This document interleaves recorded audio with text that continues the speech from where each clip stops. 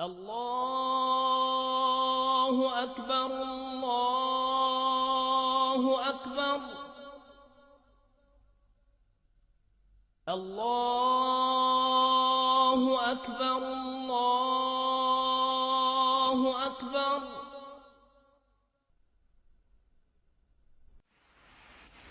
I wish to say finally, as I've said many times before, that this is not a war with Islam. It angers me, as it angers the vast majority of Muslims, to hear bin Laden and his associates described as Islamic terrorists. They are terrorists, pure and simple. Islam is a peaceful and tolerant religion, and the acts of these people are wholly contrary to the teachings of the Quran.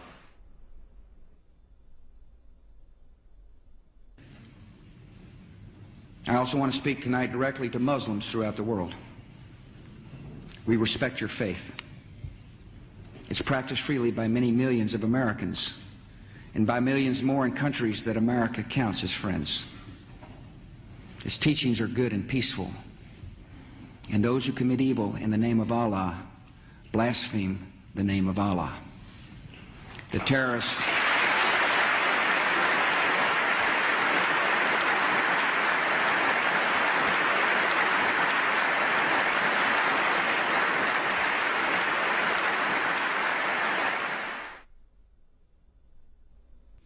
I want you to understand, I want the world to understand that our actions today were not aimed against Islam. The faith of hundreds of millions of good, peace-loving people all around the world, including the United States. No religion condones the murder of innocent men, women, and children. But our actions were aimed at fanatics and killers who wrap murder in the cloak of righteousness, and in so doing, profane the great religion in whose name they claim to act. My name is Ken Bigley from Liverpool, the Bolton district. I'm here in Iraq, and I think this is possibly my last chance to speak to somebody who will listen from England. I need you to be compassionate, as you've always said you were, and help me. I don't want to die. حتى نراك طليقة مرتاحة وسنبقى نذبح الكفرة حتى نراك عدت إلى أمك وأبيك أو زوجك وبنيك والله أكبر والعزة لله. الله أكبر.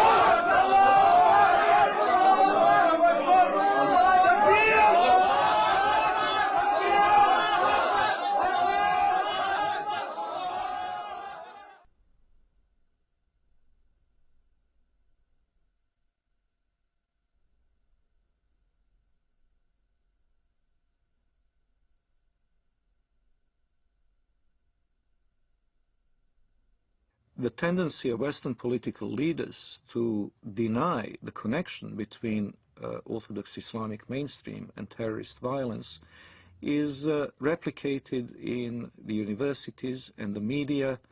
Wherever you look, both in Western Europe and in North America, the members of the elite class have this tendency to proclaim Islam, some mysterious, authentic Islam, to be peaceful and to be tolerant, and those Muslims prone to violence are proclaimed to be non-representative fringe. Well, I would really appreciate if people who make such claims could then explain the continuity of violence from the earliest day of Islam, from the earliest days of the Prophet and his immediate successors throughout the 13 centuries of recorded history. The real burning question in the world today is, does Islam and Islamic civilization actually sanction the violence that we're seeing being perpetrated in its name around the world? And to that we have to answer, if we're going to be honest about it, an unqualified yes. The Islamic sources, the Islamic texts, starting with the Quran, but not limited to the Quran, the Islamic texts including the Hadith, Islamic tradition, Islamic theology, Islamic law, the traditions of the interpretation of the Quran throughout history and Islamic history itself all bear witness to the fact that Islam has a developed doctrine, theology, and law that mandates violence against unbelievers. The origins are, of course, in the Muslim desire to impose all over the world the only religion, the only just religion, which is Islam, and the suppression of all other religions in order to establish the rule of Allah over the whole earth. This is a religious duty which binds the whole community and which the Muslim community is obliged to impose, because they are obliged to obey the order of Allah, and this is the desire of Allah as expressed in the Quranic revelation. I believe that those terrorists that want to do harm to others are applying the true Islam that was practiced by Muhammad and his followers in the early stage of Islam.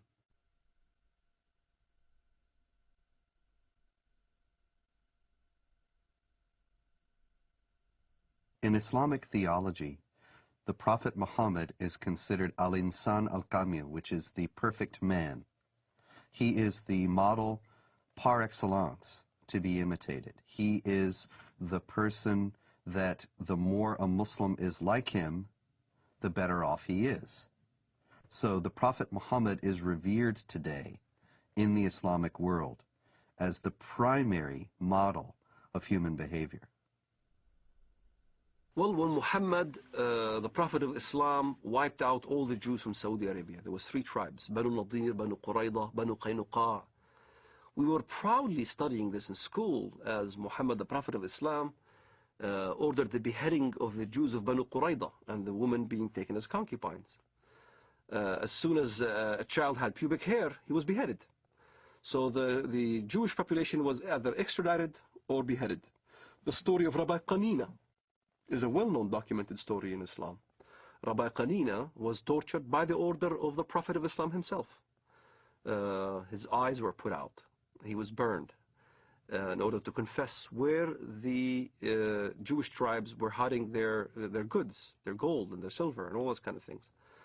And this is right from the Hadith. This inspired us as Palestinians, inspired us on fighting jihad against the Jews in Palestine. Authoritative Islamic History, The Life of Muhammad, Sirat Rasulullah, by Muhammad bin Ishaq, edited by Abdul Malik bin Hisham, translated by Professor Alfred Guillaume. Then the Qurayza tribe surrendered, and the apostle confined them in Medina.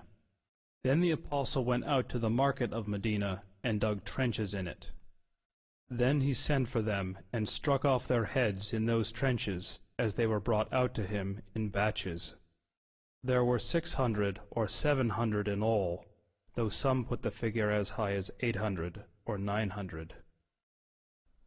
Another example, maybe even more chilling, of the deleterious influence that Muhammad's example has upon the Islamic world was exemplified recently by an Egyptian leader of a radical Muslim party who wrote just recently that he couldn't believe that the beheadings in Iraq were being protested by Muslims.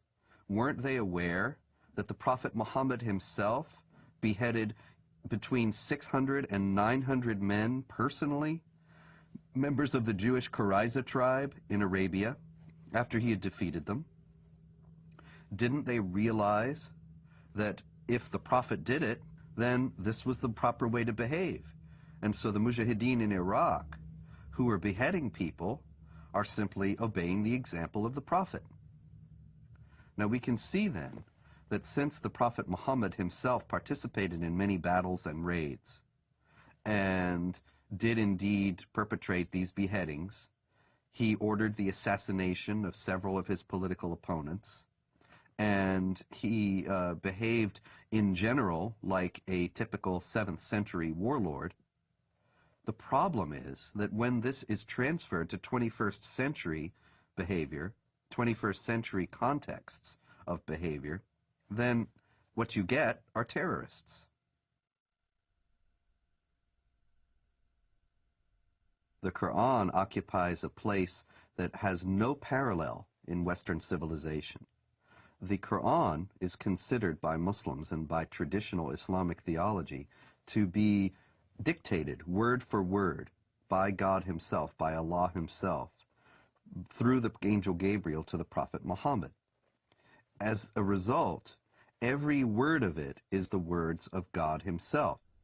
Every word of the Quran, unless it is canceled by another section of the Quran itself, is valid for all time and cannot be questioned, cannot be reformed, cannot be changed within an Islamic context.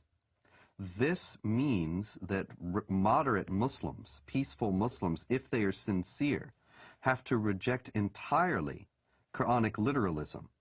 But to do so puts them outside the sphere of anything that has been considered Orthodox Islam throughout history, because to do so is to reject the very basic premise of Islam, that this is a book that is dictated by God and is a perfect copy of a perfect book, the al-Kitab, the mother of the book that has existed forever with Allah in heaven.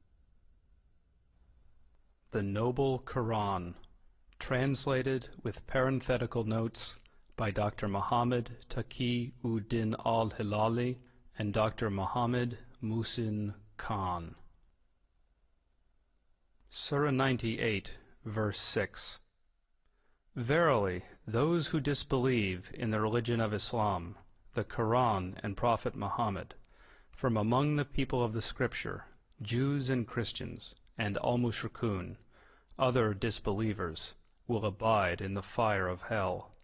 They are the worst of creatures. So the Quran is simply a set of direct commandments or else narratives, descriptions, sometimes very distorted descriptions of Judaism and Christianity. Because of the normative nature of those commandments, the second important body for Islamic jurisprudence and for Islamic polity is the tradition of the Prophet, the Hadith. Now, the Hadith are absolutely necessary to make any sense of the Quran, because Allah addresses Muhammad in the Quran and they talk about incidents in Muhammad's life, but they don't fill in the narrative details. So you have to go to the Hadith, the traditions of the Prophet Muhammad, in order to understand what's being said in the Quran and why. The Hadith are many, many volumes of traditions of the Prophet. Various Muslim scholars, beginning in the 8th century, which is some considerable time after the life of the Prophet Muhammad, who died in 632, they started to collect these traditions and to try, through various means, to winnow out the authentic ones from the inauthentic. From an Islamic standpoint, if something that Muhammad said or did is recorded in one of those books, then it has authority second only to the Quran. And in those books, there is a great deal that illuminates what the Quran says and how it is applicable to Muslims in the present.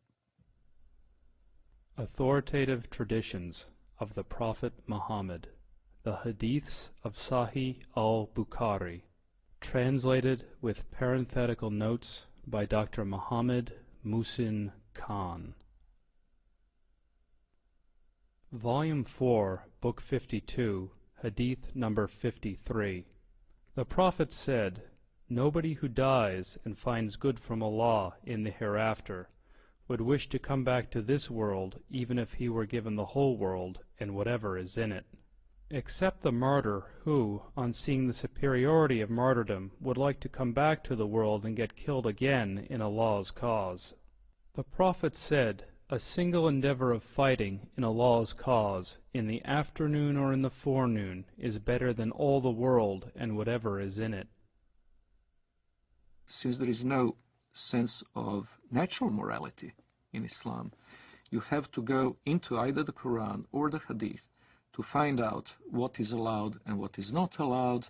And in those books we have very clear instructions from the Prophet Muhammad that it is the responsibility of Muslims to meet the unbelievers on the battlefield, to invite them either to accept Islam or to accept second-class dhimmi status in the Islamic State. And if they refuse both of those, then to wage war against them. Fight against those who believe not in Allah, nor in the last day, nor forbid that which has been forbidden by Allah and His Messenger. And fight against those who acknowledge not the religion of truth, Islam, among the people of the Scripture, Jews and Christians, until they pay the jizya, the poll tax, with willing submission, and feel themselves subdued. The Quran is broken down into two sections. One is called Makkiyah, which means what was inspired to Muhammad, the Prophet of Islam, in Mecca. And one is called Madaniyah, what was inspired to the Prophet of Islam in Medina or Yathrib. In Mecca, you find much of the peaceful verses. Muhammad used to live with the Jewish community and the Christian community in peace and harmony. So there was many verses in the Quran that even the Muslims used to worship in the direction of prayer towards Jerusalem. They saw many elements of a unity between the Jewish and the Christian and the Muslim faith. There are indeed some verses in the Quran that could be called peaceful and tolerant. Notably the injunction against compulsion in religion. Those verses almost invariably date back to the beginnings of Muhammad's prophetic career in his native city of Mecca, where he was powerless, where he was only beginning to attract followers. Only few relatives and friends accepted the religion at that time, and he had many foes. So the revelations of that time were very peaceful. Well, it all changes with the establishment of Muhammad's theocratic statelet in the city of Medina. He becomes a warlord, he becomes the head of a totalitarian state, he becomes very rich, very powerful, and very intolerant. And then many of these early verses, in fact, get abrogated.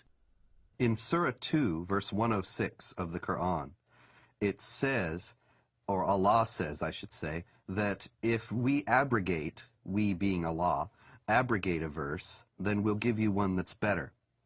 Whatever a verse, revelation, do we abrogate or cause to be forgotten, we bring a better one or similar to it. Know you not that Allah is able to do all things? This is the basis, the foundation of the Quranic doctrine of nasikh, which is abrogation. And it is the idea that when there are verses that are contradictory or appear to be contradictory in the Quran, the one that is revealed later chronologically is better, as Allah has promised, and cancels the earlier one. Now the violence started. Now you had to weigh between peaceful verses and non-peaceful verses. So the edict was that these were made null and void. It is indeed a very curious concept for a non-Muslim to accept the notion that God may change his mind about a topic and may issue one injunction in AD 614 and then a very different one in AD 627.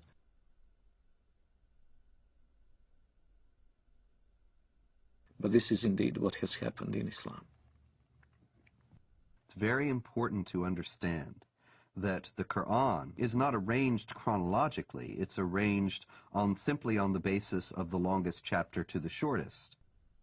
And so you will find in the book itself some of these more tolerant verses at a later point in the book than the very intolerant ones advocating violence and subjugation of infidels. But that doesn't mean they came into being later on. Quite the contrary. If there is ever a contradiction between two injunctions, the ones that came later on in Medina are the ones that retain their validity, and the early ones from Mecca have been abrogated. The peaceful verses became mansukha, means made null and void, with verses like the verses of the sword. Traditional Islamic theology has it that the 9th chapter of the Quran, Surah 9, is the last revealed in the career of the Prophet.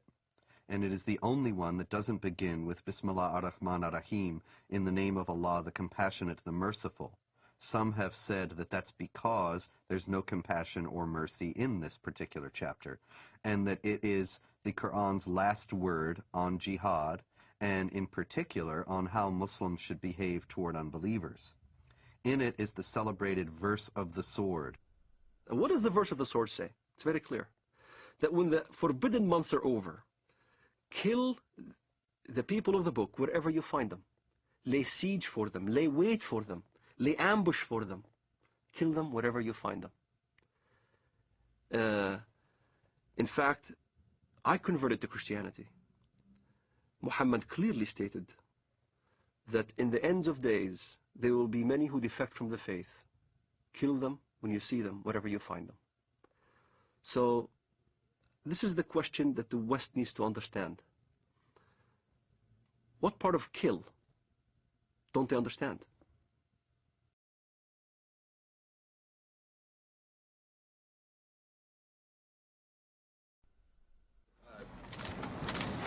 You said that the President reiterated the message of tolerance and the importance that this is not a campaign against Islam or Arab nations generally. Has it been communicated to the administration from those nations, from that part of the world that you've been talking to recently, that is a highly critical thing for the President to do, not just once, but over and over and over again? So why? We are a country that judges people not by their religious beliefs or by their color, but by the fact that we're all Americans. So that was the first part of the message. The second part of the message is that we have a lot of friends around the world who are Muslim. We have countries that are long friends of the United States who are of the Islamic faith, and the President wanted to be very clear that this is not a war of, quote, civilizations, that this is not a war against Islam. This is a war against people who in many ways pervert what Islam stands for. Islam stands for peace and stands for nonviolence, and he wanted to make that very, very clear. Yeah, sure. Islam and Islamic civilization are unique in their stance toward non-believers, and that Islam is the only religion in the world that has a developed doctrine, theology, and law that mandates violence against unbelievers. That there are peaceful Muslims, there are Muslims around the world who are moderate, who live in harmony with their non-Muslim neighbors and have no intention of ever waging war against them in any way. But the fact is that they have a very slim justification for their own peacefulness within the Islamic sources themselves. And they are only at peace with their neighbors insofar as they are either ignorant of what Islam teaches about how Muslims should behave toward unbelievers, or they have explicitly rejected, consciously rejected, those elements of Islam. There are, in short, peaceful and moderate Muslims, but no peaceful and moderate Islam. The idea that Islam is a religion of peace, however, is paradoxically enough held even by the most violent and radical of Muslims. Sayyid Qutb, the Egyptian Muslim theorist, whose writings are revered by radical Muslims today, by terrorists today, he wrote and insisted that Islam is a religion of peace. When you study his writings, it becomes clear that he meant that Islam is dedicated to establishing the hegemony of Islamic law over the world. When that hegemony is established, peace will reign in the world. Therefore, Islam is a religion of peace. But the problem is the peaceful Muslims don't understand the edicts that comes out of the jurisprudence of Islam. If you look at the interpretation of these verses in Al-Azhar University, in the Islamic Sharia schools in Jerusalem, in Jordan, in Syria, and Damascus, all throughout the Middle East, the jurisprudence of Islam clearly state, emphatically, that the verse of the sword made null and void all the peaceful verses. And what does the verse of the sword say? Then when the sacred months have passed, then kill the mushrikun, unbelievers, wherever you find them, and capture them and besiege them, and prepare for them each and every ambush. But if they repent and perform as-salat, the Islamic prayers, and give zakat, alms, then leave their way free. Verily, Allah is oft-forgiving, most merciful. Kill them when you see them, wherever you find them. This is not an allegoric kill. It's a literal kill. It's the killing of Zarqawi, right in front of the camera. It's the lynching that you see in Ramallah. It's the killing of over 1 million Sudanese in Sudan, cutting the hands and the feet from opposite sides. And here's the dilemma. The peaceful verse, even the peaceful verse that is quoted, even by Bush, the verse goes as follows: whoever kills a life without just cause or for doing mischief in the land, then as he killed the entire earth. You'll find the same verse in the Judeo-biblical tradition. But most Westerners never skip after that verse, which makes very clear, but as those who do mischief in the land, then cut their hands and their feet from opposite sides and crucify them, literally. And that's what you see what happened in Afghanistan. That's what you see what happened in Sudan. A huge amount of crucifixions and killings and beheadings and amputations and public assassinations. They really want to revive Islam as it used to be. This is why they call it Islamic fundamentalism. The recompense of those who wage war against Allah and His Messenger and do mischief in the land is only that they shall be killed or crucified, or their hands and their feet be cut off on the opposite sides, or be exiled from the land. That is their disgrace in this world, and a great torment is theirs in the hereafter. The Prophet cut off the hands and feet of the men belonging to the tribe of Arina, and did not cauterize their bleeding limbs till they died. There is no assurance of what is known in Christianity as salvation and insurance of being saved and guaranteeing going to heaven.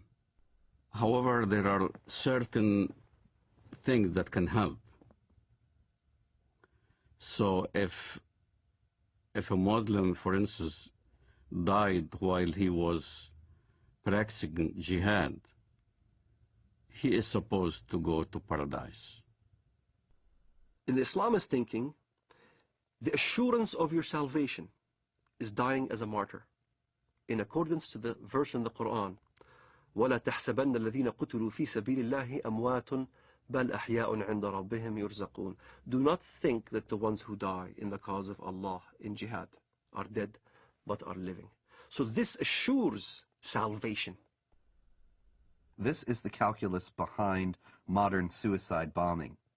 Many people will say, modern Muslim advocates will say, that Islam forbids suicide, and this is plainly dishonest, because all the advocates, all the defenders of suicide bombing in the Islamic world start out by saying this is not suicide.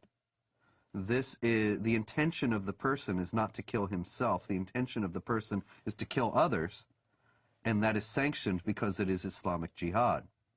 And if in the process they are killed themselves, that's an unavoidable consequence of their actions, and they will be rewarded with the reward of martyrs in paradise. Quran is quite clear about the heavenly reward for a jihadist who falls fighting in the path of Allah. he will be granted instant access to paradise. And a Muslim paradise is an extremely sensual one. It is full of houris, black-eyed beauties that will await the martyr, and the gratification that follows is eminently unsuitable for family audience. The Quran contains no guarantee of paradise except for those who slay and are slain in the cause of Allah. Verily, Allah has purchased of the believers their lives and their properties, for the price that theirs shall be the paradise. They fight in Allah's cause, so they kill others and are killed. Then rejoice in the bargain which you have concluded. That is the supreme success. In other words, the guarantee of paradise is for people who are killed while they are killing, to establish the hegemony of Allah, or Islamic law, in the world. Jihad in Islam can be spiritual or physical. The spiritual jihad is striving to be a better Muslim. But also there is a physical part of jihad that you cannot take it away from Islam. Jihad in Islam means struggle. That's what the literal meaning of the word, struggle. But what the West doesn't understand is that the hadith, the compilation of the traditions of the Prophet Muhammad of Islam, there's almost about 100 hadiths regarding jihad. And if you look at every single one of them has the sword, war, or a military effort. And in the end of the expedition, jihad expedition, he said, now I resort to the jihad within, the jihad that is within, the self-struggle. And as a matter of fact, I had this dialogue with an Islamist one time. He says, Walid, come on, tell the West that jihad means struggle.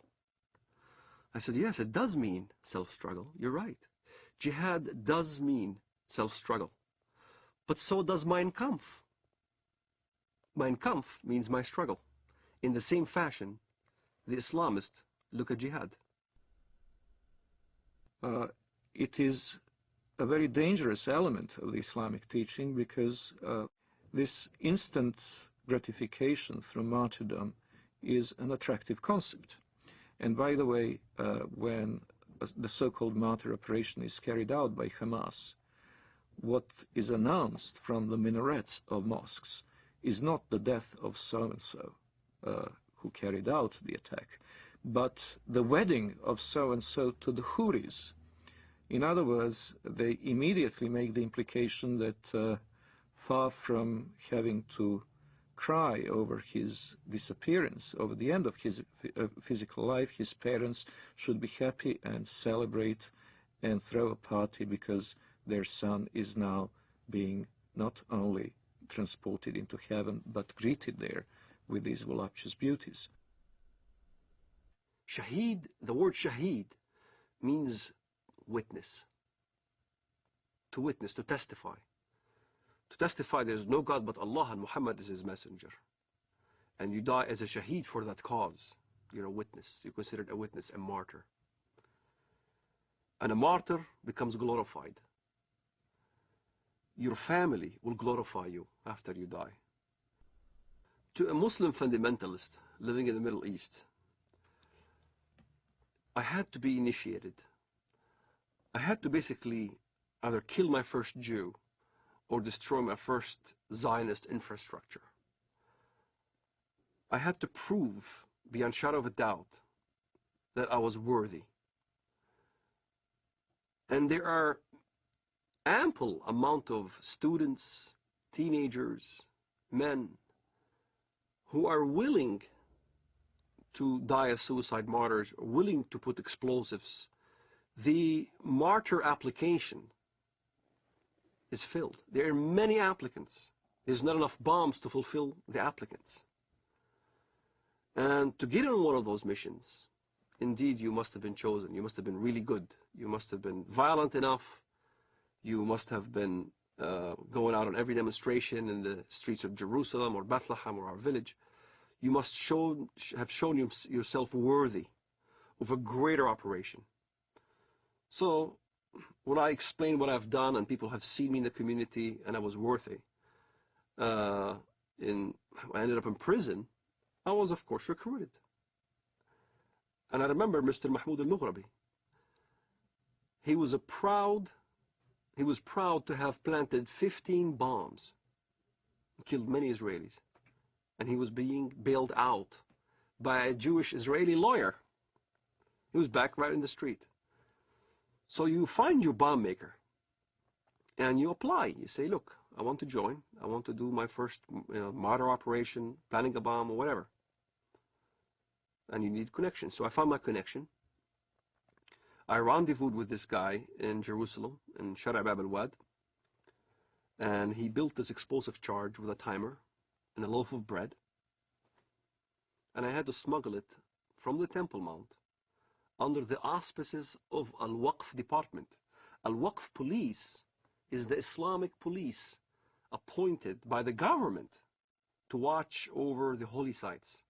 Them knowingly that I had explosive charges smuggled me so I can escape from the checkpoints. And there, I carried my explosive charge from Jerusalem to Bank Leumi Israel in Bethlehem. I was supposed to put the explosive charge at 6 p.m. exactly. I was supposed to have this explosive charge in my hands at 6 p.m. exactly. 5 to 6, I saw some Arab children running around, and I didn't want to kill any Arabs. So I decided to place the explosive charge on the roof. I tossed it on the roof. At 6 p.m. it went off, and there was this big explosion. I looked behind me, I see this thick black smoke coming out of the building, and I started running. That's the moment I first got a glimpse of the reality of killing. I thought people have died. And I remember I didn't sleep for 3 days, constantly worried that I've killed somebody. Even terrorists have a reality check that you kill or you're about to die. You can sense it.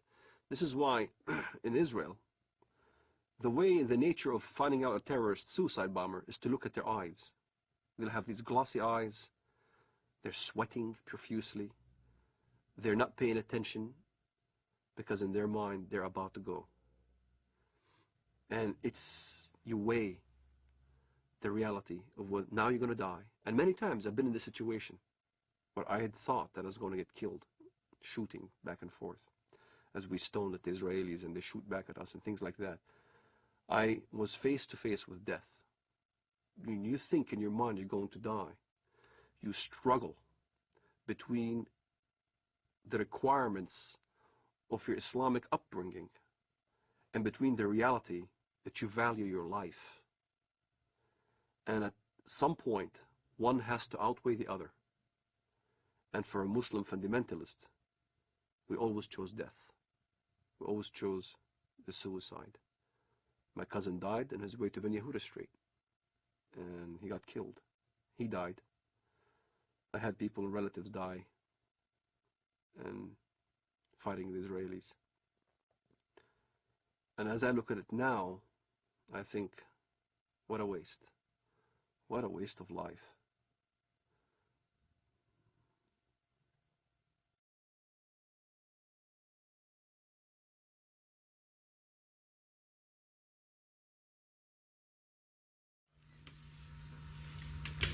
Okay, and then we say goodbye and shake hands. Okay? Are you ready, John? Okay, running. I'm running too. So in other words, you want to change. In other words, who gives you the right to change or topple a government in another country? It shouldn't be us that puts together the new government. It should be the people of Afghanistan, inside Afghanistan and those that have had to flee from Afghanistan. And I think that's the right way to do it. Now, can I say I've enjoyed very much doing this interview with you, and I think that whatever differences there are between us, it's important we carry on with this dialogue. Maybe one of the problems that arises out of all this is there's been insufficient dialogue between the Arab world and the West, between Islam and between people of other faiths. And I hope that we can establish a proper dialogue And maybe that would be some good that could emerge out of the terrible events of the 11th of September. Some personal question, Mr. Blair, at the end. I know you have so many meetings and people are waiting outside. I've read, I think, in the Times that you read about Islam. What do you know about Islam? Well, I do not in any shape or form pretend to be an expert, but I do read the message. What do you read? What interests you? I read the message of the Quran insofar as it can be translated, and I read about Islam, and I enjoy doing that. And I think there's, I've learned things about the Quran that I never knew before, and I think a lot of Christians would be interested. That's one of the reasons I say to you, it would be good if out of this we had some more dialogue and some more faith. And the reason I have to leave you now is because I'm going to meet some religious leaders, both Muslim and Christian and Jewish, upstairs, in order to discuss with them how we can bring the faiths closer together. So, shukran lal jazeera. Shukran, Mr. Blair. What did you say in Arabic? Shukran lal jazeera. Shukran jazeera. Thank you very much. Islam understands its earthly mission to be to extend the law of Allah over the world by force. Now, this is distinct from extending the religion by force. Muslims often indignantly deny that Islam was spread by the sword, as the old expression goes, and that anybody is ever forced to convert to Islam. Now, of course, forced conversions are a constant hallmark of Islamic history, but they are technically forbidden by Islamic law. Now, the idea in Islam is that Muslims must wage war to establish the hegemony of Islamic law. Not everybody will be forced to become Muslim, but the non-Muslims will be relegated to second-class status. They will not be able to live in the society as equals to the Muslims. And it is the responsibility of Muslims around the world to fight to institute that kind of society. While we were in the mosque, the Prophet came out and said, "Let us go to the Jews." We went out till we reached Bait al-Madras. He said to them, "If you embrace Islam, you will be safe. You should know that the earth belongs to Allah and His Apostle, and I want to expel you from this land. So if anyone amongst you owns some property, he is permitted to sell it. Otherwise you should know that the earth belongs to Allah and His Apostle." The Muslims see the extension of jihad as a war liberating the infidels from their infidelity and a privilege for them to enter in the religion of Islam and to abandon their wrong belief. So jihad is seen as a favor which is given to the infidel population in order to change their ways and convert to the true religion, Islam. It is not for a prophet that he should have prisoners of war and free them with ransom until he had made a great slaughter among his enemies in the land. You desire the good of this world, the money of ransom for freeing the captives, but Allah desires for you the hereafter, and Allah is Almighty, all-wise. In the Muslim thinking, in the Muslim Sharia, the way the world is depicted is in two houses. It's called Dar al-Islam or Dar al-Harb, the house of Islam or the house of war. So the whole world is under these two houses. If you're not a Muslim, you're under the house of war. Yet in the West, the apologists, Islamic apologists would say, no, that's not accurate. It is the house of peace and the house of Islam. And in fact, that's not accurate. If you look at the hadith and if you look at what comes from the highest jurisprudence in the Middle East, that's what is being taught. يعني أنا لدي طفل من الآن أعده للشهادة إما شهادتي أنا أو هو فأقول له أن الله عز وجل قد جعل هنالك جنة واسعة فيها ما لا عين رأت ولا أذن سمعت ولا خطر على قلب بشر. وهو بيسألني يعني إذا أنا عملت عملية وفجرت نفسي هل إلي يعني ربنا عز وجل بيعطيني اللي بدي اياه، بيعطيني سيارات، بيعطيني بارودي اطخ فيها، بيعطيني العاب. قلت له كل ما تطلب. وهل هذا أي حصل؟ شيء تطلبه هذا فعلا حصل. وهل حصل بينك وبين ابنك يعني؟ هذا فعلا حصل.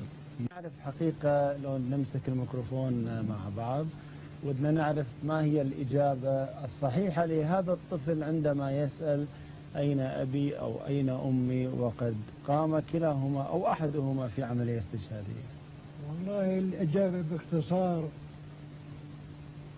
لما استشهد سعيد ما حكينا إن هذا شهيد. نعم. ولا تحسبن الذين قتلوا في سبيل الله أمواتا بل أحياء عند ربهم يرزقون. نعم. وسكتنا الأولاد ولما أجت التلفزيون أظن أبو ظبي نعم. أو غيره قلنا لهم إحنا مستعدين نقدم أولادنا الأربعة. نعم. فطلع هذا الصغير قال وأنا ليش لا. وأنا أتمنى أن أكون شهيدا في سبيل الله وأن أقتل عددا من اليهود والكفار الذين أشركوا بالله ورسوله واتبعوا دينا غير لم يشرعه الله ولم يذكر في القرآن الكريم. نعم. وأنا عمري 12 سنة. ما شاء الله. وأحفظ القرآن الكريم. ما شاء الله. الله يحفظك ويجعلك مجاهد إن شاء الله في سبيل الله. Now, the infidel population are seeing this war as a genocidal war, since as it is described in the Muslim historians of jihad, as well as extremely numerous Christian sources, this war was conducted as in great ferocity. Whole cities were given up to massacres. Entire populations were deported in slavery or massacred. The companion of the Prophet and the second Caliph, Umar, sent the Muslims to the great countries to fight the pagans. When we reached the land of the enemy, the representative of Khosrau, Persia, came out with 40,000 warriors. And an interpreter got up saying, "Let one of you talk to me." Al-Mughira replied, "Our Prophet, the messenger of our Lord, has ordered us to fight you till you worship Allah alone or give jizya, tribute.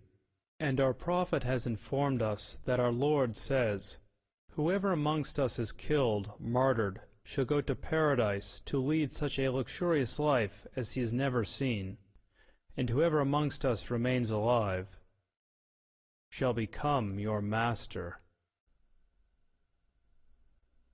There have been, in fact, two big waves of jihad. The Arab waves, which started in the 7th century, and in the course of 1 century only, has Islamized a huge territory, mainly Christian territory, from Portugal till Armenia.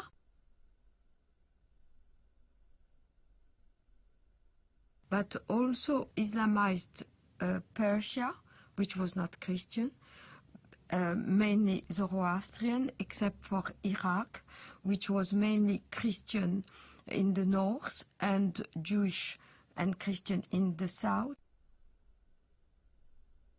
The second wave of Islamization started in the 11th century with the Turkish tribes. So all these regions of Eastern Europe, Greece, Anatolia, which is now Turkey, but was the seat of the Christian Byzantine Empire, and Serbia, Bulgaria, Romania were integrated into the Dar el-Islam, which is the land of Islam. So all the countries around the Mediterranean, which once have been Christian, became the Islamic Empire. This Turkish wave lasted from the 11th century till the 17th century, where the Turkish army were stopped at the gate of Vienna in 1683.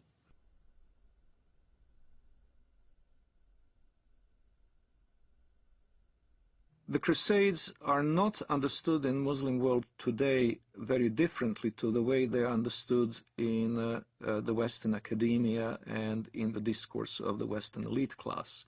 Both talk of the Crusades as an aggressive war of conquest by Christian Europe against peaceful, innocent Muslims.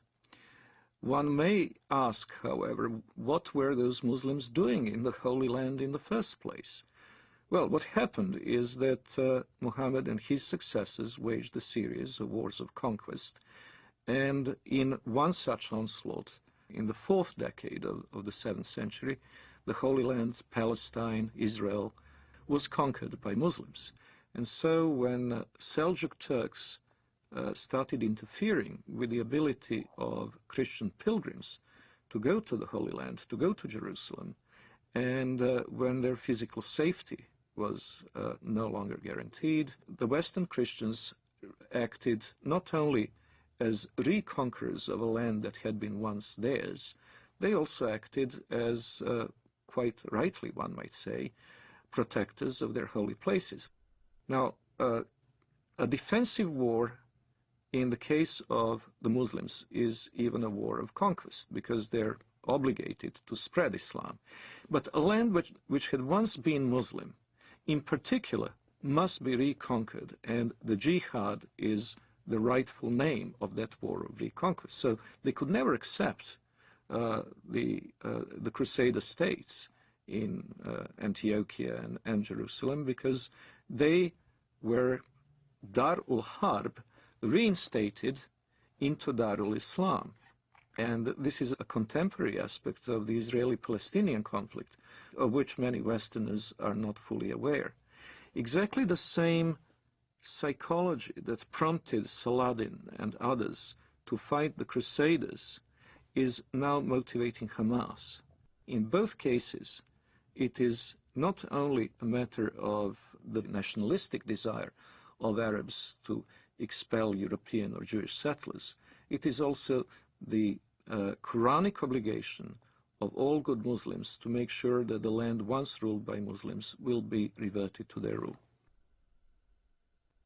From the British historian Hilaire Belloc's The Great Heresies, 1938. It has always seemed to me possible, and even probable, that there would be a resurrection of Islam, and that our sons or our grandsons would see the renewal of that tremendous struggle between the Christian culture and what has been for more than 1,000 years its greatest opponent. The suggestion that Islam may re-arise sounds fantastic, but this is only because men are always powerfully affected by the immediate past. One might say that they are blinded by it. But not so very long ago, less than 100 years before the Declaration of Independence, Vienna was almost taken, and only saved by the Christian army under the command of the King of Poland, on a date that ought to be among the most famous in history. September 11th, 1683.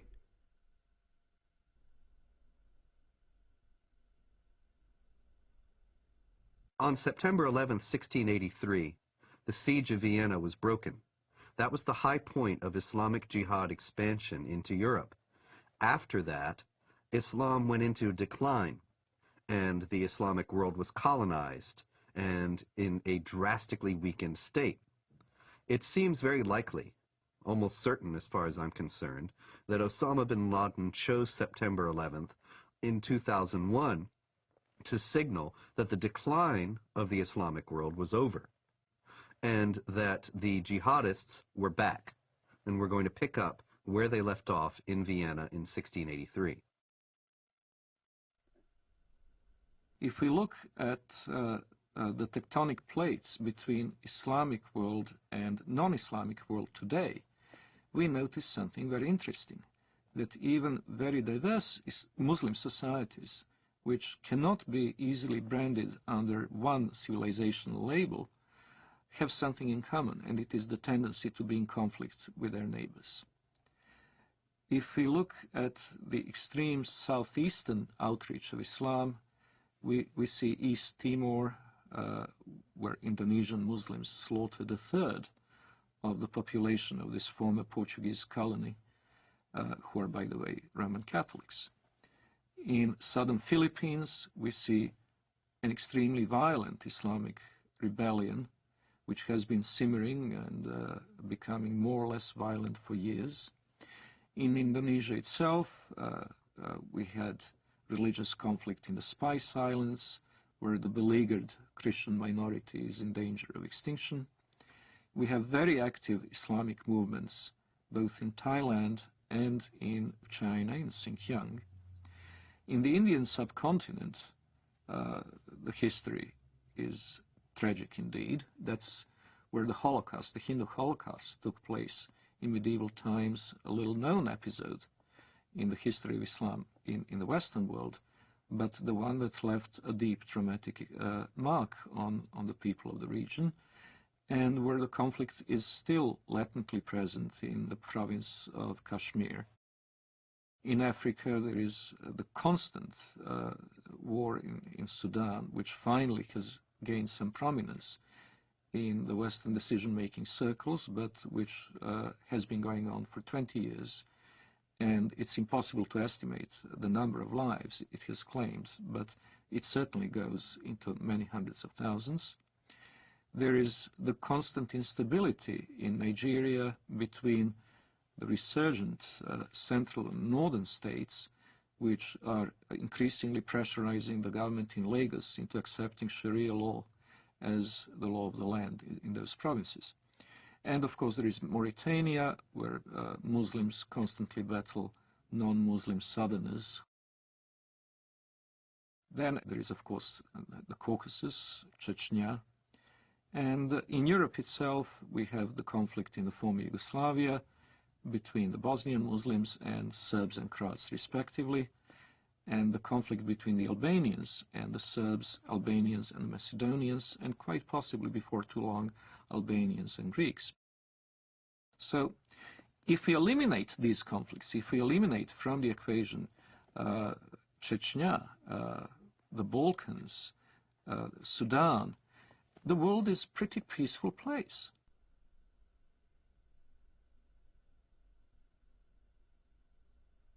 If we eliminate from the terrorist equation, terrorist acts carried out by the Muslims over the past 5 years, we would come to realize that the war on terror is unnecessary because terror is not a very big problem.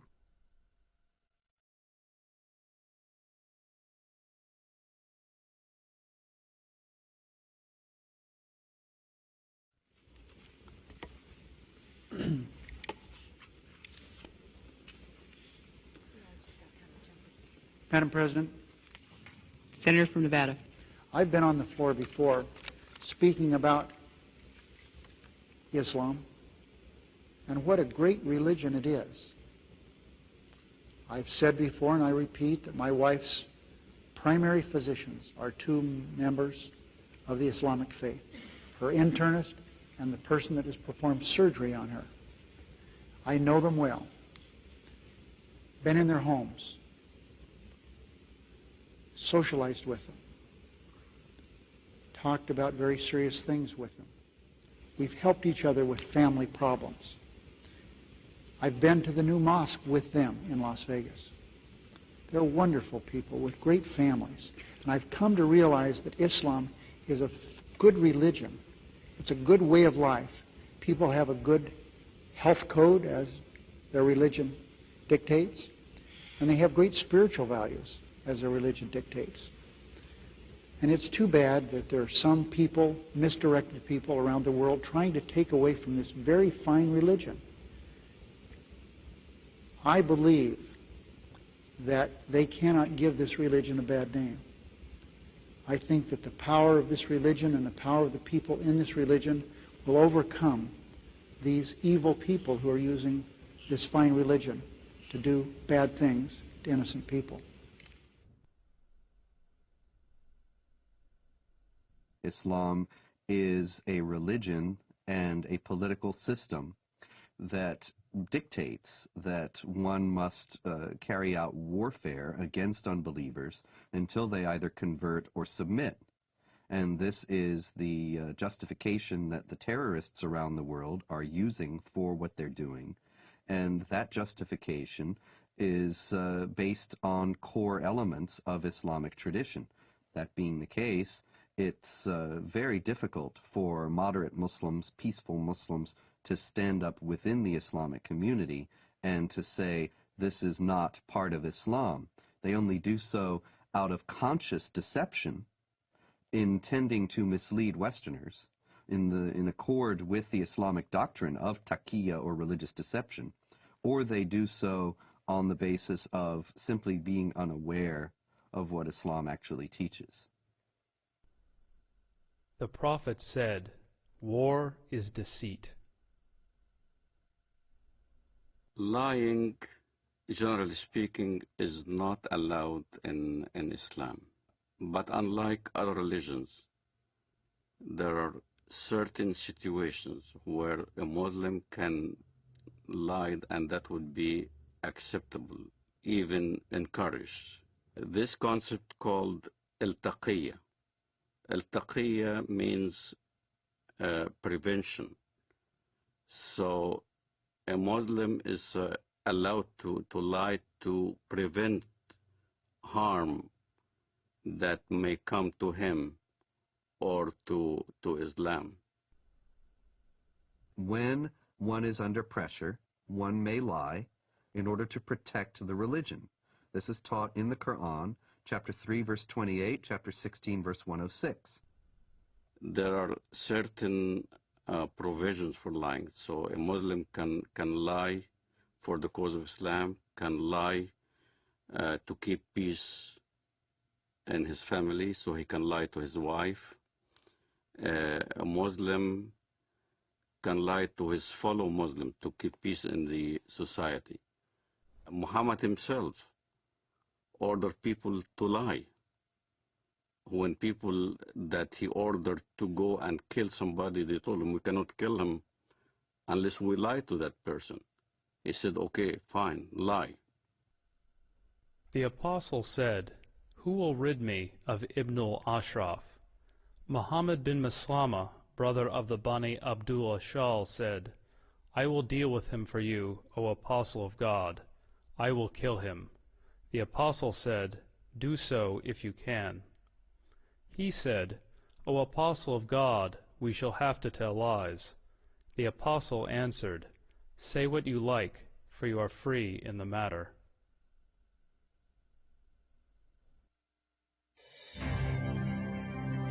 America is a land of diversity and service. I'm an African American. My forefathers overcame the trials of slavery. I am Native American. I am a journalist, wife, and mother. I'm of European heritage. One of my ancestors was a member of the Continental Congress. I'm Hispanic American. I've been a Girl Scout since I was 6 years old, and now I'm a troop leader. I served in our nation's armed forces, as have many of my relatives. My father served 2 tours of duty in Vietnam. Another fought for freedom at Gettysburg. 2 of my uncles fought for our country in the Korean War. And I am an American Muslim. And I am an American Muslim. And I am an American Muslim. I am an American Muslim. Muslims are part of the fabric of this great country and are working to build a better America. The spokesmen for Islam in the Western world know how to play the game.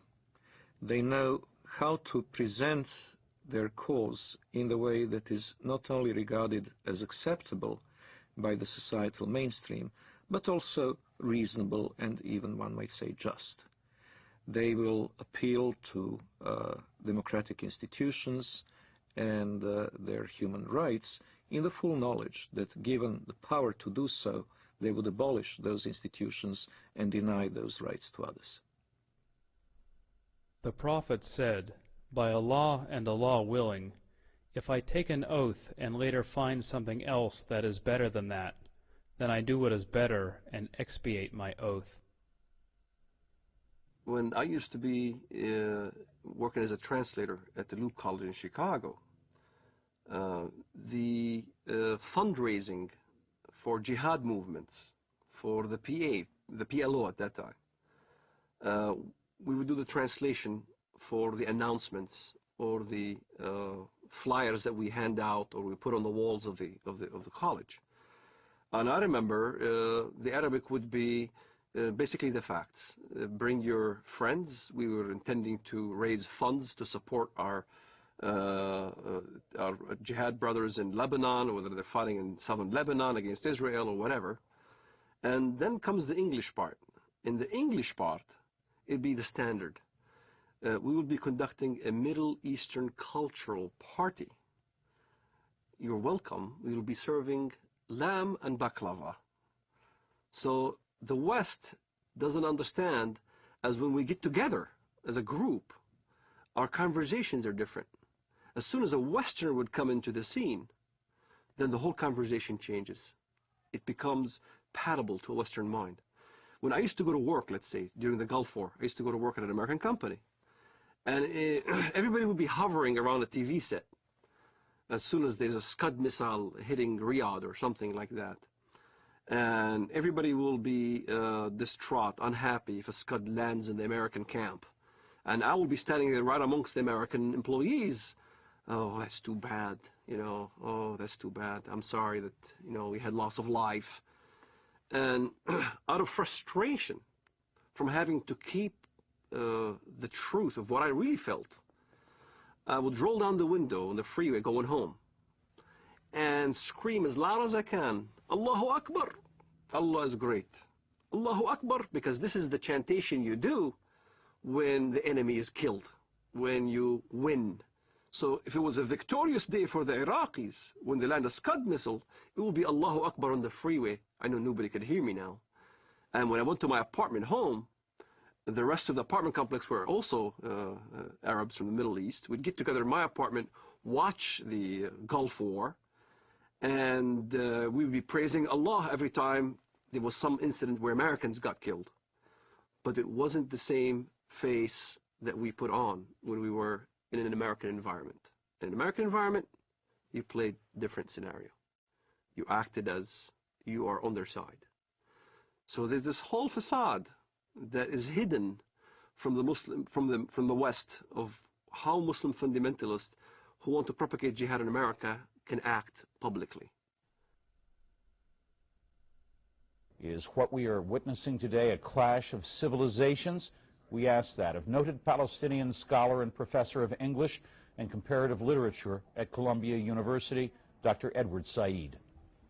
No, I don't think so. And I think the whole thesis is a bit of a false one, because in the first place, civilizations are not, you know, little packages that are kind of completely detached from each other. They're all connected in one way or another. And, you know, so-called Western civilization has many elements of Islamic and Confucian and Latin American and Russian, all the things that... The basis of and prophet of this new version of Islam as a religion of peace and tolerance was Edward Said, who established in all universities and in academia this Islamic vision of peace. On this basis, the whole history of dhimmitude and jihad disappeared. Edward Said, who in his book Orientalism posited that criticism of the Islamic world on the part of Westerners was racist and imperialist. It is spread in order to make political points, to accustom Westerners to the idea that Muslims are here to stay in the United States and that they must not be questioned in terms of their loyalty to the secular framework of Western society, of the United States and of Europe as well. That they must not be questioned in this, despite Islam's historical, political character because Islam is a religion of peace. And this fiction has become so entrenched in American public discourse as to be practically beyond question, such that anybody who does question it is immediately branded as a racist, a hate monger, a bigot. And this is a very effective tool in a country where racism is the cardinal sin above all, to silence any effective debate about the continuing attachment of Muslim immigrants to Sharia law and their intentions toward the secular systems in which they now reside.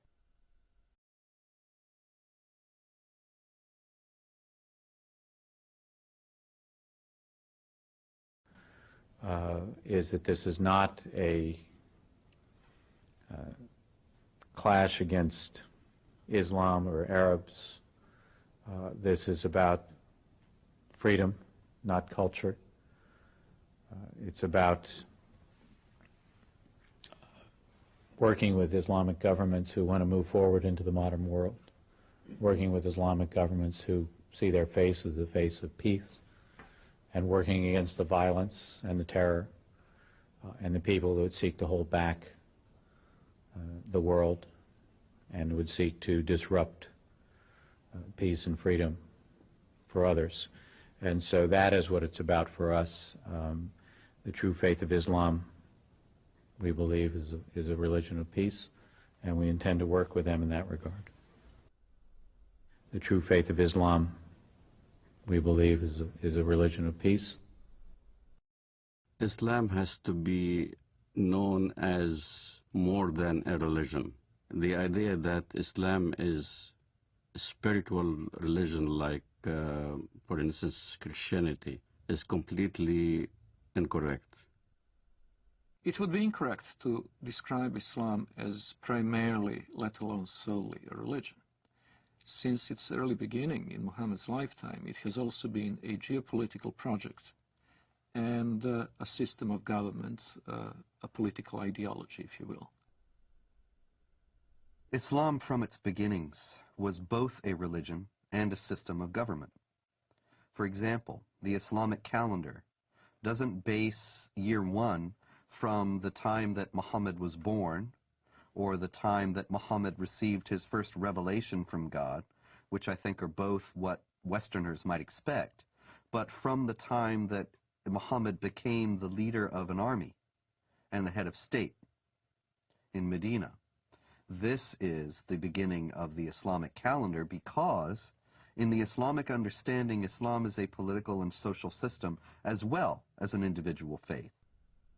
In Islam, the separation between temporal, secular, and religious power is not only impossible, it is heretical.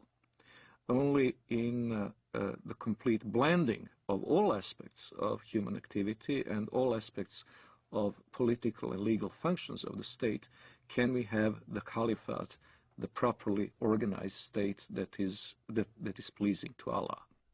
When Westerners think of religion, whether it's Islam, Christianity, Judaism, Hinduism, and all the isms in the world, Westerners think that it's a personal issue. A Buddhist will go to the temple and peacefully worship whatever he does, meditates, contemplates. A Jew goes to a synagogue and does his mitzvot, his good deeds. A Muslim goes to the mosque, pays zakat, alms, or go to the pilgrim al-Hajj in Mecca, or a Christian goes to church on Sunday. They think it's a personal issue, that religion is a personal issue. So when they look at Islam, they compare Islam with the way they understand religions, and that's the first mistake. Islam is not a religion for personal use. Islam is Sharia law. Islam is a form of government to the world first, then to a personal application. It is not just how you pray or whether you pray towards Mecca. It's how you dress. You dress in Arab culture.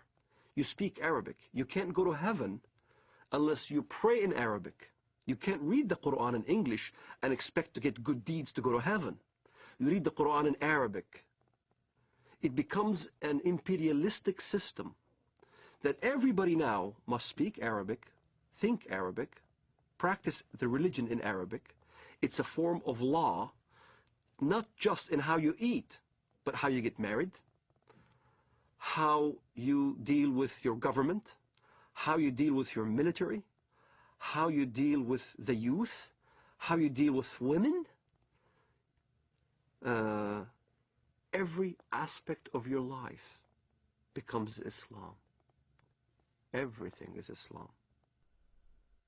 The Jews brought to the Prophet a man and a woman from amongst them who had committed adultery. The Prophet ordered both of them to be stoned to death near the place of offering the funeral prayers beside the mosque. The Prophet wrote the marriage contract with Aisha while she was 6 years old, and consummated his marriage with her while she was 9 years old, and she remained with him for 9 years, till his death. In no way is Islamic Sharia, Islamic government, compatible with Western understandings of human rights and freedom of conscience. Traditional Islam forbids conversion from Islam, forbids anyone to leave Islam. There's no way out. And it forbids Muslims and non-Muslims to live as equals in society. It mandates the second-class status of non-Muslims, forbidding them to hold authority over Muslims, forbidding them to hold certain jobs as a result. It even mandated in history that houses of worship of Jews and Christians were neither to be built or repaired, making the communities relegated to a perpetual state of decline. O you who believe, take not the Jews and the Christians as awliya, friends, protectors, helpers. They are but awliya to one another. And if any amongst you takes them as awliya, then surely he is one of them. It is not possible for a non-Muslim living in a Muslim society to invoke his civil rights and human rights that would be independent or separate from the Sharia concept. He is expected to submit to Sharia willingly, and if he accepts his dhimmitude, the position of a dhimmi, he will be a protected person. A protected person is someone who is in fact a willing subordinate to the Muslim overlords. We saluted the Prophet as he stood praying, and he came out to us, and we told him that we had killed God's enemy. He spat upon our comrades' wounds, and both he and we returned to our families. Our attack upon God's enemy cast terror among the Jews, and there was no Jew in Medina who did not fear for his life. The hadith very clearly says, the hadith which is what Muhammad said, I have been ordered to fight until everyone says that there is no God but Allah and Muhammad is the messenger of Allah. So this is how Islam spread to North Africa. This is how Islam spread all the way to Indonesia. This is how Islam spread in the Middle East. Syria was not a Muslim country. Lebanon was not Muslim. Saudi Arabia even was a mixed multitude. All throughout the Middle East, that's how Islam spread. It was by the sword. This is why you don't see any synagogues in Saudi Arabia. You don't see any churches in Saudi Arabia. Christianity virtually is non-existent. Even in my village in Bethlehem, Muslims are taken over. There's only 20% left of the Christian population. In Lebanon, Christian Lebanese are moving by the droves. Hezbollah there is very active. Lebanon used to be a Christian nation. Now, all of a sudden, it's being Islamized. So, Islam is moving.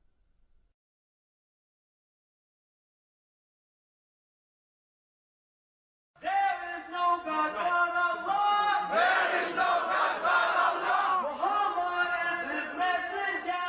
Muhammad is his messenger. La ilaha illallah. La ilaha illallah. Jihad fi sabilillah. Jihad fi sabilillah. Follow the Holy Quran. Follow the Holy Quran.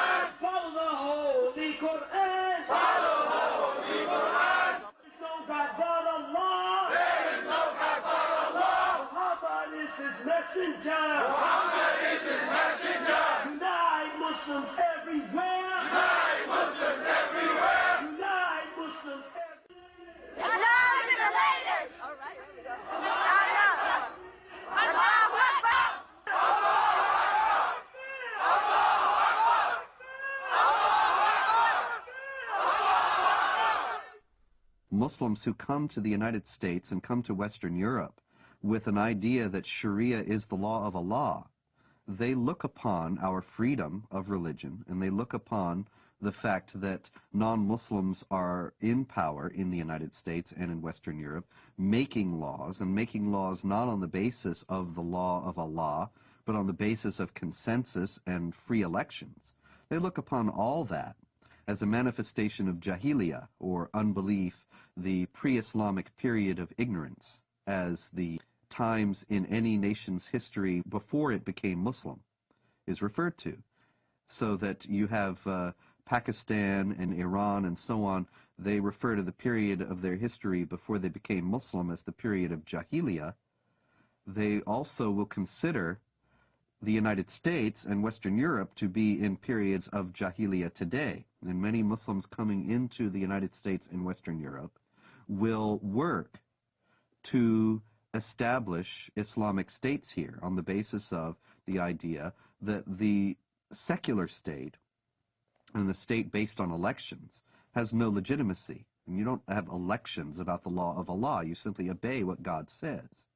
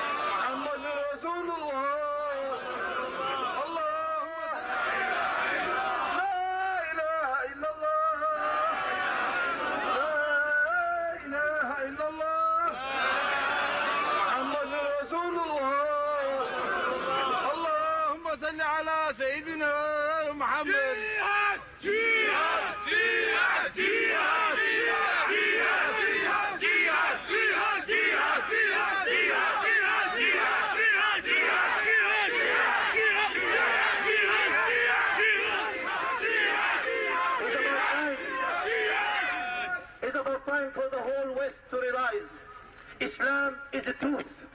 As a matter of time, Islam going to be implemented, and the giant of Islam and the giant of the Islamic State is going to rise up again, and it's going to be a fact. And it's going to be a true fact in reality. Look, the Muslims in Egypt, they go for Islamic State. Look in Bilad al-Haramain, jihad for the sake to establish the Quran.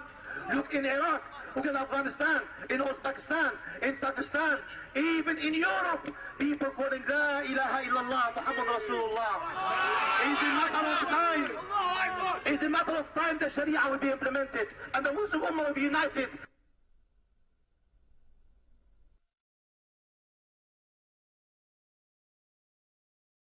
The most important thing that the West needs to know about Islam today is that it has a political character, and that it is not simply a religion, but it is a religion or a belief system that mandates warfare against unbelievers for the purpose of establishing a societal model that is absolutely incompatible with Western society. Americans need to know this. Western Europeans need to know this, because Muslims are coming into Western countries while holding these beliefs and intending to act upon them. They are the motivations behind modern terrorist activity, and they are the goals of millions of Muslims in the United States and around the world. We need to know this so that we can protect ourselves. But unfortunately, because of political correctness and because of media and general government unwillingness to face the sources of Islamic terrorism, these things remain largely unknown.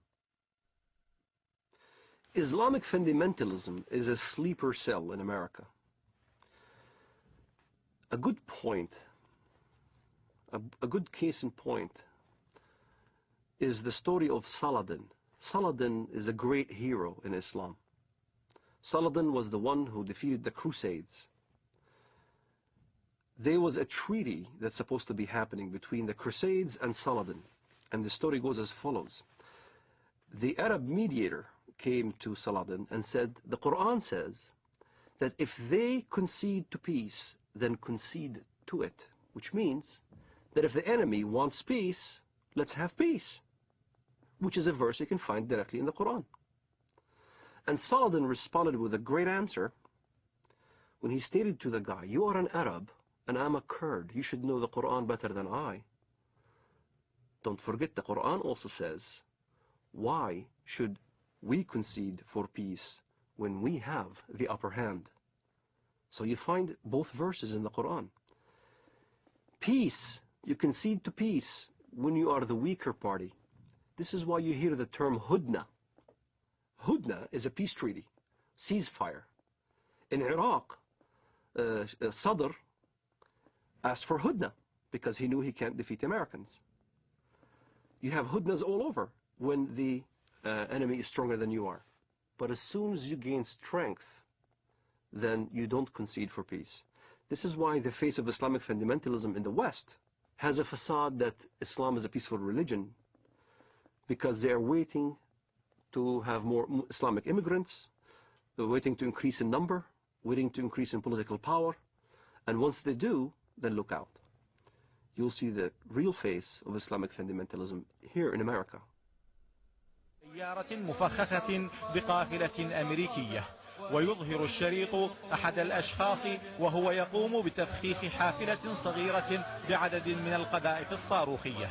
قمنا بتفخيخ هذه السيارة لاعتراض رتل أمريكي، ونقسم بالله العظيم إن غايتنا هم جنود الكفر والاحتلال، ولا نريد من وراء ذلك أن نؤذي مدنيا، لأن دم المسلم أغلى ما يكون عندنا.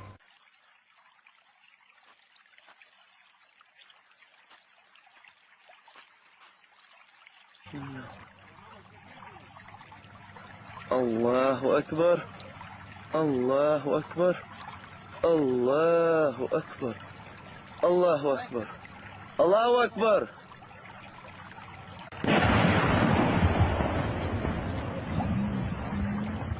الله أكبر الله أكبر. It's unfortunate, but there's no negotiating with the jihadists. There is no striking a deal with them. Islamic law is very clear on that, and here once again is an example. We need to take Islam seriously. Islamic law does not allow for treaties. It does not allow for negotiated settlements between Muslim states and non-Muslim states. All it allows for is a temporary period of up to 10 years of hudna, or what is commonly translated as truce, to allow the Islamic forces to gather their strength. But that's not the same as peace as we know it.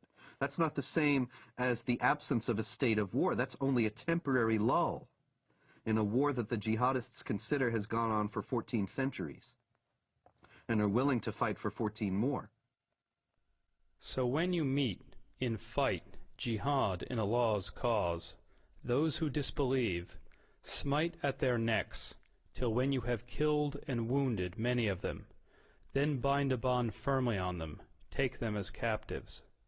Thus you are ordered by Allah to continue in carrying out jihad against the disbelievers till they embrace Islam, are saved from the punishment in the hellfire, or at least come under your protection. But if it had been Allah's will, He Himself could certainly have punished them without you. But He lets you fight in order to test you, some with others. But those who are killed in the way of Allah, He will never let their deeds be lost. In Islamic thinking, the world is divided into the house of Islam, where Islamic polity has been established, where Allah rules supreme, and the house of war, which is the rest of the world. This dichotomy is reminiscent of other totalitarian ideologies, and most explicitly communism. Both communism and Islam seek the end of history in this world. The end of history will come when either the whole of our planet becomes Dar-ul-Islam, or else when the proletarian revolution brings the avant-garde of the working class to power all over the world, which will be the end of state, the end of money, and the end of class oppression. In both cases, it is possible to have a period of truce. It is possible to have what would be called in modern parlance peaceful coexistence. But that peaceful coexistence is a tactical ploy and not a permanent solution. Allah's apostle said, I have been ordered to fight with the people till they say, none has the right to be worshipped but Allah. If we consider that if only we changed our policies toward Israel, and if only we changed our policies toward Iraq, or changed our policies toward something else, if only we hadn't taken out the Mossadegh regime in Iran in 1953, and other things people have said to me, these ideas are ridiculous. They're based on a fundamental misunderstanding of the motives and goals of the jihadists. This is not a conflict that was created with the creation of the State of Israel, or a conflict that was created when American armies went into Iraq. The global jihad has gone on without interruption, without significant interruption, since the 7th century. And it only declined in force and activity at periods when the Islamic world was too weak to prosecute it. The question now that we have to ask ourselves is, do we want to preserve our Judeo-Christian values and our own civilization, or do we choose to go toward a dimitude, an enlarged dimitude in Europe, which will engulf the whole of Europe? Maybe not America, but America will be isolated because it will have to deal in geopolitics with the Islamized demi-Europe.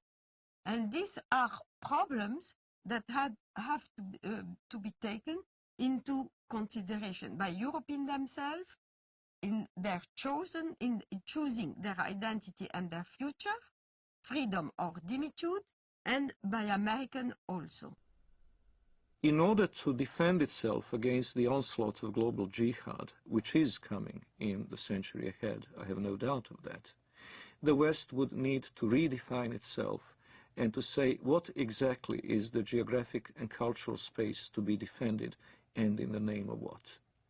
Defending it in the name of a tepid, lukewarm ideology of multiculturalism is impossible. Multiculturalism and postmodern liberalism are not worthy dying for. They're not something that can inspire people to do what their ancestors had done at Poitiers and at the walls of Vienna in 1683. What global jihad has on its side is simple-minded commitment of millions of people to not only spread the faith, but also better themselves at the expense of the infidel, in the first instance through immigration, and later on, if necessary, by other means. What the West needs to understand about Islam is that Islam has the potential of replacing the dangers that we just kind of did away with, Nazism and communism. Like Nazism and like communism, Islamism, the end justifies the means. There is no respect for national borders, and the whole ideology is to promote their way of thinking and promote their way of life throughout the entire world. That's what's being taught in the Middle East. That's what's being coming out from all the jurisprudence in Al-Azhar in Saudi Arabia and all throughout the Muslim world, is that Islam will conquer and will continue to conquer until it triumphs, until everybody in the world says there's no God but Allah and Muhammad is his prophet. أنصحكم لله يا أمريكا ويا بريطانيا ويا أنتم من قال الله في حقكم قد غضب الله عليكم اليهود يا أبناء القردة والخنازير يا من لا تكون فتنة في الأرض إلا وأنتم عودوا ثقابها. كلما أوقدوا نارا للفتنة أطفأها الله، أطفأ الله نوركم وأطفأ الله نيرانكم، ولكننا نحن الرجال الذين انتجبنا الله وأرادنا الله فجعلنا أولي البأس الشديد لقطاف رؤوسكم الأينعت وظهرت وطغت وتجبرت فإنا قاطفوها بإذن الله. The peculiarity of Islam has to be faced, and it has to be faced frankly and openly. Unlike others, and I am again saying this in the full knowledge that it will offend some Western ears, unlike the Hindus, unlike the Confucians, unlike the animists of sub-Saharan Africa, the Muslims have inherent tendency to expand and to convert the rest of the world not only to their religion, but to their outlook and to their legal and moral system. They will not state this openly while they're in a minority in the countries to which they immigrate, but we have seen this time and over again throughout history. Once they reach the numbers necessary to impose their will, they will do so. وسيعلم والله لا أريد أذكر اسمه في هذا المنبر الأمريكان ورئيسهم والبريطانيين ومن والاهم والصهاينة ربيبة ومصنع الكيان. الله أكبر. لو أذن الله لنا يا أمة محمد سيقول حتى الحجر يا مسلم هذا يهودي خلفي تعال واقطع رأسه. ونحن نقطعها والله لنقطعها أيها اليهود. الله أكبر. الله أكبر. الله أكبر. الجهاد في سبيل الله. الجهاد في سبيل الله. الجهاد في سبيل الله. النصرة لله. الله أكبر. الله أكبر. يا أمة القرآن. الله أكبر. يا أمة القرآن. الله أكبر. الله أكبر عليكم. الله أكبر. والنصرة للمؤمنين. الله أكبر. والنصرة للمؤمنين. الله أكبر. والنصر للعراقيين. الله أكبر. والنصر لنا بإذن الله. الله أكبر. والنصر لنا. Miracles do happen. I do not know if it is another, maybe even deadlier terrorist attack that will act as a catalyst, or whether it will be a geopolitical confrontation in the Middle East itself, with Israel perhaps at serious peril. But I do hope and trust that a jolt will bring back into the minds and hearts of Westerners the awareness of the need to stand up and be counted.